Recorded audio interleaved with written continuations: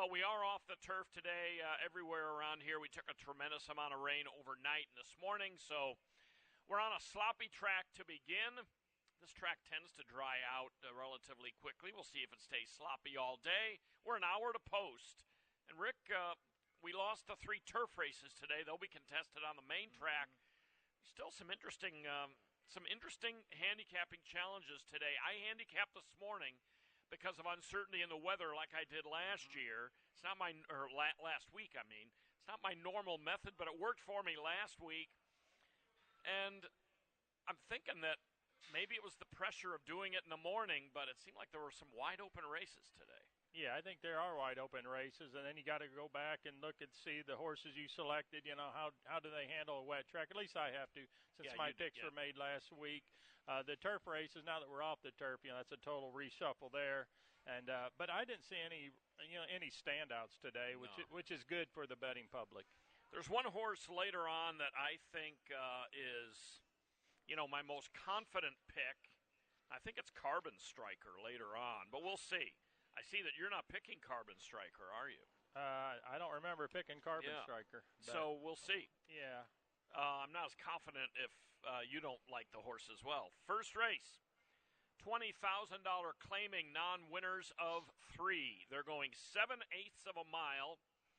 This is a race where normally I pay pretty close attention to the Beyer figs, which you are very close to. I'm throwing them out for this race and taking a shot. But your horse, Bougie Joe, seems to have a big Beyer edge, among other things. But I'm going to try to beat him. Yeah, and Randy Moss does the Beyer figures for Houston down there. And, this horse exits, I'm talking about the 6 Bougie Joe, a nice 6-length win and a non-winner's at 2 for 25. That race, he came right after this horse beating a neck at the same condition. That number is good, but if you go back to the horse races last year at Lone Star Park for Bougie Joe, 2 narrow defeats in maiden special weight races, earning low 70 Beyers. You can run a low 70 early in your 3-year-old campaign. You certainly can run a high 70s as a 4-year-old. So I like the fact.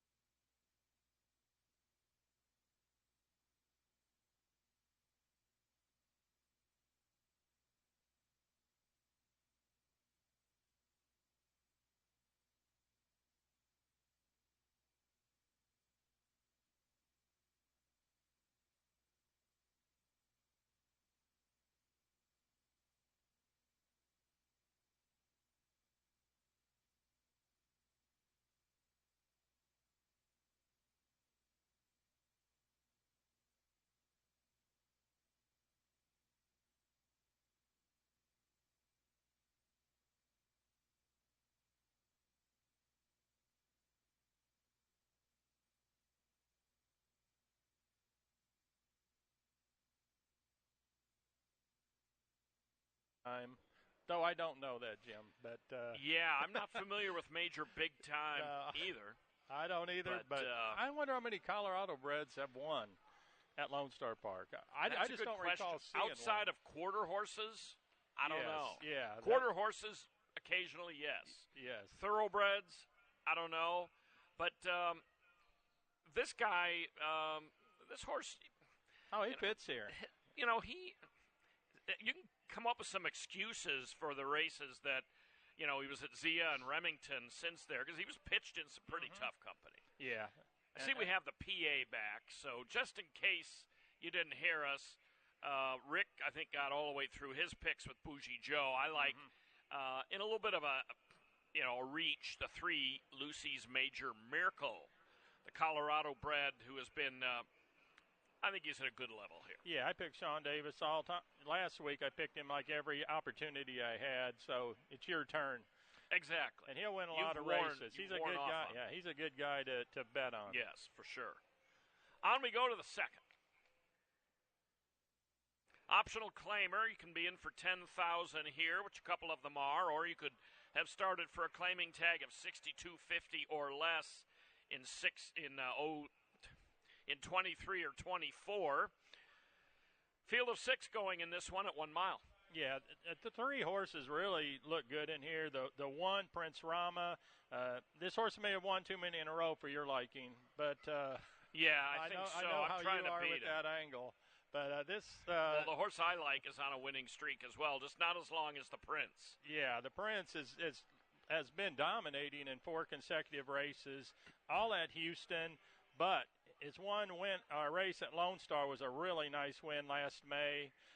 On a wet track, ran twice. He did win one of the 2 races. To me, he's got good early speed, so he'll be in the chase from start to finish. Just has a good winning attitude about him. And so I'm going to go with this Francisco Bravo trainee, Prince Rama. Though I do, who did you end up with? I ended up taking Willie the Cobbler. Yeah. Yeah. Well, if you do like Muffin Nuts, he got a very good record on a wet track. Since I didn't pick him, I'm not going to talk a lot about him, but he's been in the money in 7 of 9 races on a wet track, and he's run on a wet track in 4 of his last 5 races. So Carl Broberg's horse certainly has an affinity for the mud, and if the pace heats up, Prince Rama takes a little heat, Muffin Nuts could come flying. Yeah. Muffin Nuts is also a very funny name, I might add. You know, I respect Prince Rama. I mean, you got to respect a horse that reels off, a whole bunch of wins, not always at the same distance. I'm going to try Willie the Cobbler. This horse is very well traveled. He does very well at Turf Paradise in Arizona, but I'm going to count on the Diodoro factor, figuring that he can bring that Turf Paradise form here. He won his last 2 at Turf Paradise in the winter, has had a little month off in between his last race. He's had a couple of works, which appear to be, a bit on the slow side, but I'm not judging much by that. I just think not much wet track experience. Certainly likes dry tracks, and seems to be much better on the main track than the turf, which kind of muddies his record a little. 9-time winner, seems to have a good style. I'm going to try a hot barn and a hot rider with Willie the Cobbler. Now, Francisco Bravo's off to a good start as well. On we go to the third. I was just going to mention that Willie Cobbler does exit a key race. The 3rd place and the 7th place finisher, I both come back to win, so I just thought I'd throw that in there. Well, that's good. It's good to know what the key races are, what races have produced, I'm glad the form does the italics thing for the top 3, but sometimes there's key races that aren't evident by that. Right. Race 3, off the turf, 5/8 on the main track. Scratch the 2, Let's Go Alamo, the 6 Belouse Gold, and the 9 Street Art. Sunday Bling gets in. Yeah, we get 5/8 of a mile on the main track, not a common distance for older fillies and mares. It's a total reshuffle, obviously. If you're new to the racing, turf horses, dirt horses, they're totally different. It's a totally different game. So my top pick now that we're on the main track is the 10, Charlie Can Do, for Ronnie Cravens, who kind of had a bust-out meeting last year, and he's off to a fair start at this meet. I thought there was a lot of speed in here, and at 5/8 of a mile, riders do tend to really hustle away from there, and I don't blame them. It's an abbreviated distance, but I think Charlie Can Do, who can sit just off the pace and finish, I think that really sets him up well. The last time he ran for 10,000 was just 2 starts back. He was a winner, and that race ended up being a key $10,000 claiming race at Houston. Proven wet track record, and he comes in off a little bit of a freshening since his last race was February 25. Typically, when you come in a little bit fresh, you show a little bit more early speed. And so I really think he'll be right there in the chase. And he did earn a huge buyer figure at Remington last year of an 80. That win for 10,000 was a 75. So he's run the numbers to win at this level. I'm going to go with the 4 Prizeless in here. I think I'm a little heavy on Broberg today. Prizeless, 0 for 4 on the turf lifetime. If you take out those 4 turf races, he's, 13 for 39. He's won twice on off tracks. Comes out of what looks like it might have been kind of a dull effort last time out on a track labeled good at the fairgrounds. But his races before that were pretty good, and he's a Louisiana bred who was taking part in stakes-type races in Louisiana. That he looks like he's raced almost exclusively lately at Delta, going back a couple of years. His form there is pretty good. I don't think he has to have the lead, so I'm going to lean toward him in this one. I think Super Brady has a shot as well. I mean, he in the past has mainly been a turf sprinter, but he shows some dirt races that aren't too bad. Yeah, I think a lot of them can win in here. I mean, the last 2 wet track races for Prizeless they're not quite as good as his previous wet track races, and he is a Louisiana bred. And I was trying to poke holes through all, you know how you do when you're going to pick a non-favorite. You try to find holes. I wanted to pick Super Brady. He hasn't won since 2022, even though his figures are very good. And if you throw out his turf sprints, he's actually been consistently competitive. So, Super Brady, big time live and wrestler, obviously. Yeah. Turf last time. He's got that stalking style too. I think it's wide open, the third race. I agree. I give Charlie Can-Do obviously a shot as well. I for some reason couldn't get him higher than 4th. It's that type of race, though. Yeah. So I get it. I think the 4th is very contentious too. It has a 7-horse field, non-winners of 2. Texas-bred filly claimers, and they're going 5.5. Yeah, the more I looked at this race, the more I liked my top pick, Libby's Baby.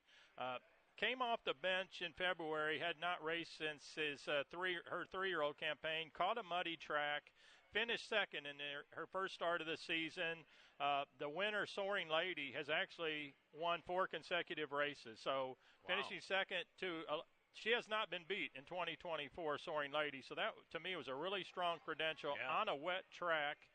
And then the last race, if you look at it, broke 9th in a field of 12. The pace was absolutely rapid at Houston. So this filly was in a position she'd never been before. She was taking a lot of dirt, and it was an allowance field. Now, if she breaks like she typically does, she'll be right where she needs to be, I believe, dropping from allowance into a condition claiming restricted to Texas breds. Draws comfortably outside some of the other speed. I think Libby's Baby's going to be tough to beat in here. Yeah, I agree. I'm on her as well. The one that I'd like to point out, though, is my second pick. I'm going to win.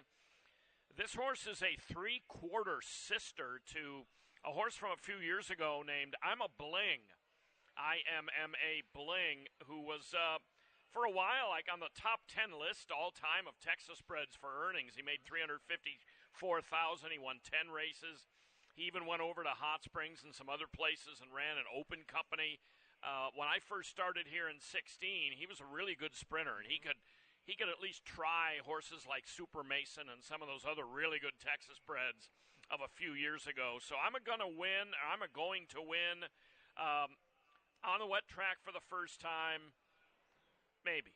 I'm taking her second just to see how it goes. Aforementioned Ernesto Torres, who I've bet so much over the last 15 years. He's got a bit of a sleeper in here in the one, Voodoo Mistress, who's cutting back after 2 stamina-building front-running route races, cuts back to a sprint distance. And she has been in the money in 3 or 4 races on a wet track, so she has that type of surface experience. Yeah. Race 5. 5/8 on the main track, switched off the turf. We've got a scratch of the number 3, Elusive Doro, the 4, Senor BB, and the 10, Imperial Red Bird, as well as the 12, Dude Perfecta. So in this one, it's a first-level allowance, and the race coming off the turf doesn't really affect it all that much as far as the ones coming out aren't necessarily, huge factors. But we'll see now that it's on a different surface. Did you take the 1 or the 6, or did you take something else? I took the 6, Will the Thrill. Okay, because I had it down to those two, and it came final down to it, and it was a tough call. I decided to go with the 1, so it's probably good. We both have a different horse, different set of eyes. I just went for Fairgrounds wet track form trumping Houston's good wet track form, and that was actually it. Because I can't separate them on buyer figures. Both have, good trainers winning. Wet track form. It's all good. The Fairgrounds race, I know it was an off the turf, but it was a 5.5 mud track race. Led into deep stretch, finishing third, again, at Fairgrounds, where the racing's really good. Shane Wilson thought enough to enter a sprint stake and ran creditably, just tired, late. This race is a full furlong shorter distance, inside speed. Sometimes when the track's sloppy, I don't like being on the inside, but by race 5, we'll have an idea if it's good to be down in there or not. But I just went with Scat Free being a Kentucky bred over Will the Thrill, who's a Texas bred, but I could easily be wrong. Will the Thrill seems to like Lone Star Park. He might like the turf a little better than the main track, but, he's run a third and a second on the main track in the span of the PPs I'm looking at right here. One thing that's a little confusing when they take races off the turf is you see the stats, like at Lone Star, reflect the original surface that the race was drawn for. I'd like to know how he is career on this main track, but he's had a couple of seconds on off-going in his career. Scat Free, to me, was, he's going to be tough to beat. I mean, for one thing, he's an absolute monster in the mornings. His works just always seem like he should be a really, really nice horse. And, he is a horse that was 4-1 in a stakes race at Evangeline. So, good race there. And, I wouldn't count out Cleat. I mean, he's mainly a turf sprinter these days for Asmussen, but he doesn't seem to love turf sprinting. But some of his main tracks have been okay, and you got the Asmussen factor. Now, we had a horse last night. Didn't Sweet Saudi J came out of the same stake that Scat Free did, right? Sweet Saudi J. I think I picked him third last night. That horse, Lady J? No, I'm thinking Sweet Saudi J. I'm pretty sure that horse came out of this race yesterday. That. Okay. Didn't run Maybe here. It's something with a similar name. Maybe it ran in Hot Springs. Maybe. Because I do have to handicap Oaklawn races, too. I bet that's what it was. Okay. I picked him third at Oaklawn, and he didn't fire. So, that I don't know if you call that a knock. I'm pretty sure it was not here. Okay. You would know. You called the races. I couldn't recite who won yesterday's races, but I can tell you who was in them. Who didn't run. Okay, that makes sense then. Yeah, so we'll see. That's a good test. Another good one here. I make little notes whether I think a race is really competitive. Sixth race, Phillies, optional $10,000 claiming tag, and there's a starter allowance feature to it. 6 furlongs, no changes or no scratches in this one. Yeah, and I didn't switch anything with the muddy track. I'm still on the 2, Yvonne's Miss, who hasn't raced since April 15th, which isn't very long ago, 13 days ago. Sarah Davidson entered this filly in a stake race at Will Rogers, and typically when you ship in for a stake, you're not allowed bleeder medication Lasix. So to me, that race is an easy toss. The races at Houston and Remington, the previous 6-7 races, are all very good. Several wins mixed in there, all in the money finishes, just consistent good form, a good finisher. Again, being back on Lasix with a proven Lone Star Park form, I love her consistency. If you can throw out the last race without Lasix, which I think you can. Yeah, I think so too. I went a little against the grain here, despite the fact that she is tough to beat. I took Carpe Horseshoe. I would suggest watching the tote on this, because even though she's 3-1 on the line and has just been awash in being an odds-on favorite in recent starts, she's been off since December 30th. The work tab is pedestrian at best, or borderline non-existent for a comebacker. But if she shows some betting action, then I would think she might be pretty live. I think on qualification she fits this bunch. Yep. She's just a hard-knocking old mare that has made a bunch of money and was very consistent before going off the rails at Delta in that last race at 3 to 10 odds and wound up running 5th out of 6. But does have a good wet track record as well. She's 2 for 2 in the mud, and that's what I circled when I was doing the line. If the track was muddy, I knew she'd be probably a little shorter price. She did scratch Friday. I don't think she was an AE. I should have looked it up. But Carpe Horseshoe was entered Friday and is back in today. So we haven't had a lot of races yet this year with Oaklawn and everyone running. Will Rogers, we haven't had a lot of horses with also eligibles. A lot of races. So I assume he scratched in favor of this one. I am not 100% sure.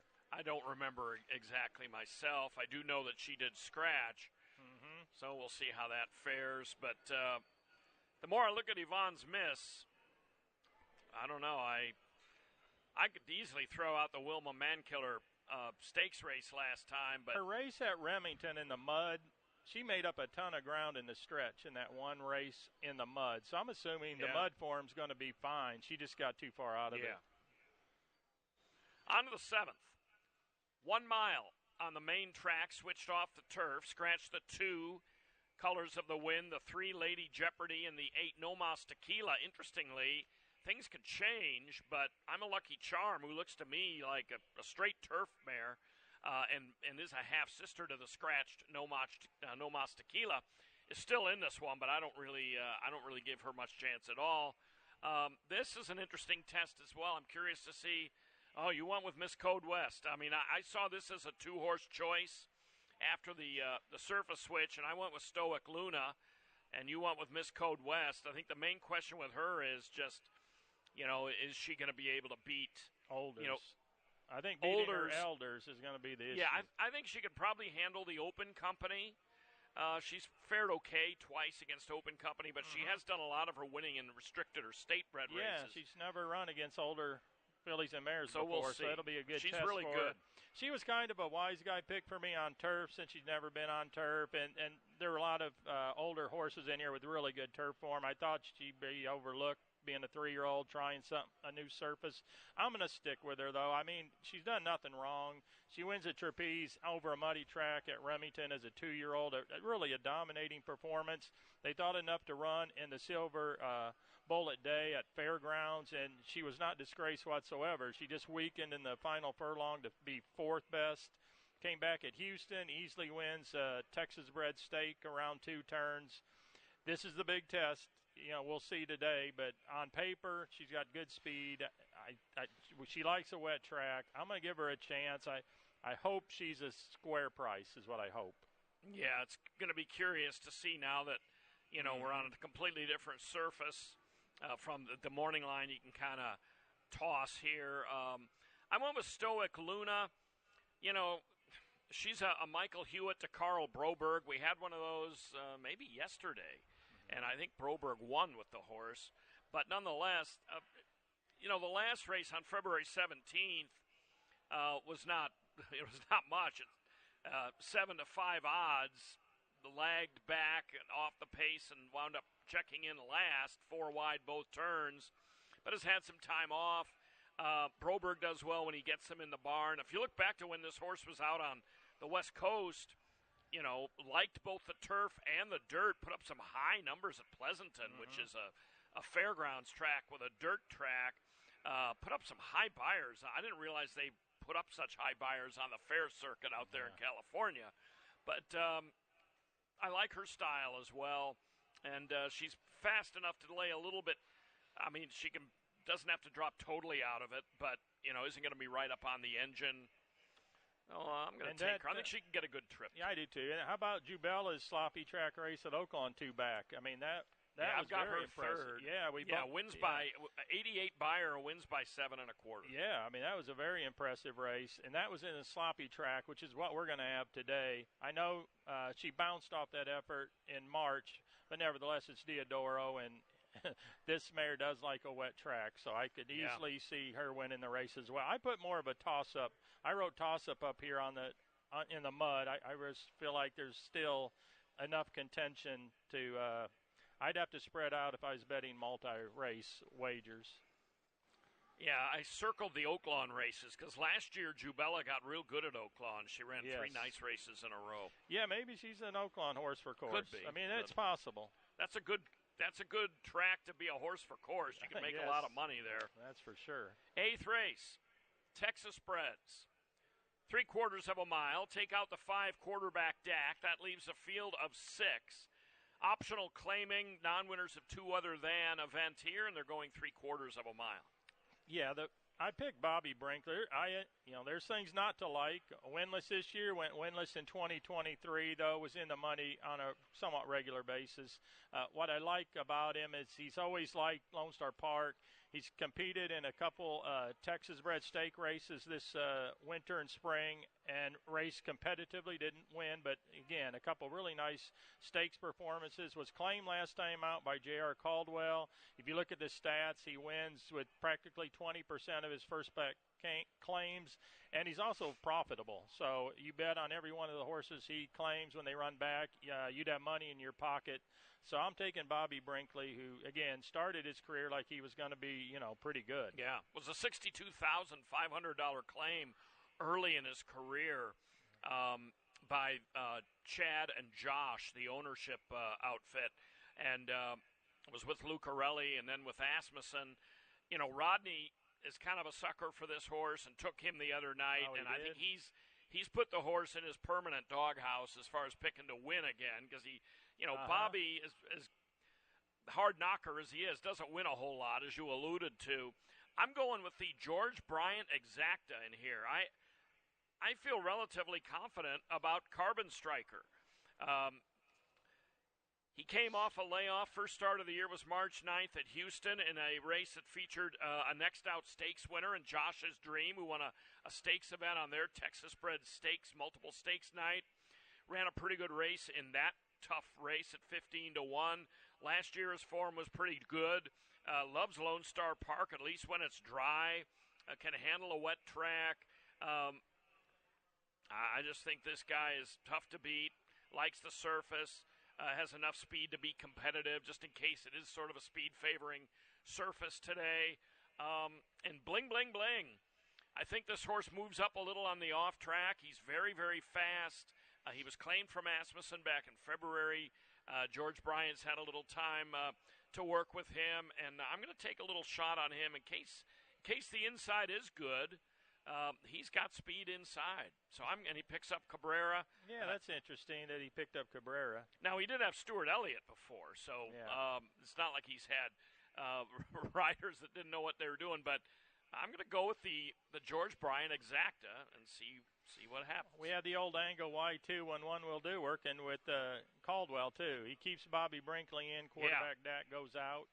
Quarterback DAC could not have been more lifeless in the stretch last time. I didn't like him at all today, but, he could have rebounded, but we're not going to know. Yeah, we're not going to know. But, I think the Y run, too, when one will do with quarterback DAC might have been due to his last effort on opening night here more than that, but we'll see. I mean, it does help your pick to have Caldwell deciding just to go with what looks to be his better opportunity today. Good nightcap here in the last. I think this is nice and competitive. I had a interesting. I wound up making formulaic picks. We both have the top 2 choices in that order, but I still think it's a good race. 6 furlongs, $10,000. Non-winners of 4 or horses that have not won a race since late October. Yeah, I mean, trying to separate the 4 and 10 were difficult. Diodoro owns and trains the 4. I went his way. His last race at Oaklawn was his only sloppy track race, and it was one of the worst races he's run. The previous 2 were on synthetic, so he didn't run that great there. And you just start looking at those races in California. I mean, they would easily win this race today. And some of his synth races at Golden Gate, if you go were back, actually good. Were also very good. Just not the recent ones, but the ones back in 23. I mean, he was regularly in the mid to upper 80s. I agree, which is concerning for sure, because normally you say, well, the synth maybe doesn't like it. Well, he'd sure liked it at Golden Gate. Yeah. I mean, there's a chance he's just tailed off. But he's also running at the lowest level he's ever run in, and he doesn't usually break as slowly as he did in the slop at Oaklawn.